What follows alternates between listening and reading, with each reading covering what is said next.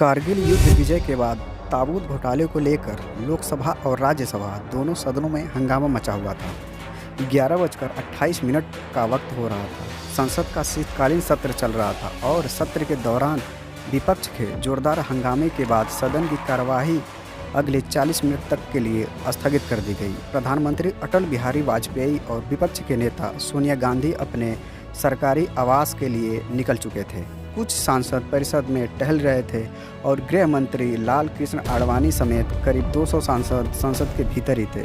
सुबह करीब 11:45 पर एक एम्बेसडर कार संसद भवन में दाखिल होती है और जिसके भीतर जैश-ए मोहम्मद लश्कर तैयबा के 5 आतंकवादी बैठे हुए थे और इसकी जानकारी संसद भवन के सुरक्षा बलों को नहीं थी, क्योंकि आतंकवादी जिस सफ़ेद रंग की एम्बेसडर कार में सवार होकर संसद भवन में दाखिल हुए थे उस पर होम मिनिस्ट्री का फर्जी स्टिकर लगा हुआ था।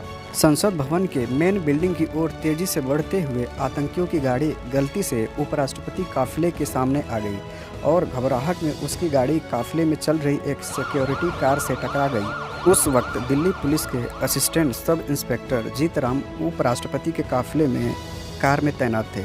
उस कार ड्राइवर की हरकत को देखकर थोड़ी अजीब लगी। उसके बाद जीतराम तेजी से उस कार की तरफ दौड़े जो उपराष्ट्रपति के काफिले की कार से टकराई थी। जीतराम ने गाड़ी में बैठे आतंकियों का कॉलर पकड़कर कहा, दिखाई नहीं दे रहा है, तुमने उपराष्ट्रपति की कार को टक्कर मारी है।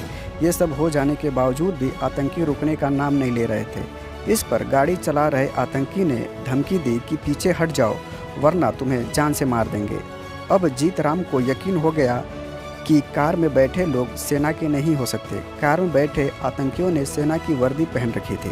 जीतराम ने तुरंत अपनी रिवॉल्वर निकाली।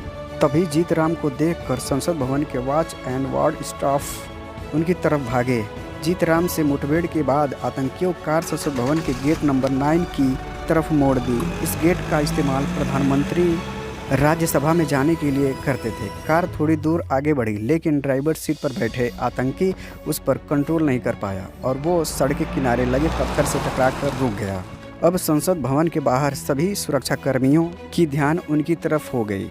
आतंकियों को सबसे पहले सेंट्रल रिजर्व पुलिस फोर्स अर्थात सीआरपीएफ की एक कांस्टेबल कमलेश कुमारी ने देखा। उन्होंने शोर मचाकर सबको अलर्ट किया। तभी उसमें बैठे अचानक आतंकवादी बाहर निकले और कमलेश कुमारी को गोलियों से भून दिया और उसी वक्त ये जवाब सीआरपीएफ लेडी वीरगति को प्राप्त हो गई। अब संसद भवन जंग के मैदान बन चुका था। दोनों तरफ से गोलियां चल रही थी। आतंकवादी के पास AK-47 rifles, grenade launchers, pistol और हैंडगन्स था।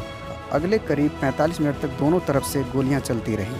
इतिहास के पन्नों में यह पहला तकरीबन संसद भवन में सबसे बड़ा टेरर अटैक माना जाता है। इस हमले में सुरक्षाकर्मियों समेत 9 लोग मारे गए थे और 18 लोग घायल हुए थे। और सबसे बड़ी बात, इस हमले में कोई भी संसद भवन का मेंबर को कोई नुकसान नहीं हुआ था। तत्कालीन प्रधानमंत्री अटल बिहारी वाजपेयी ने इस आतंक हमले की तुलना अमेरिका पर हुए 9/11 हमले से की थी।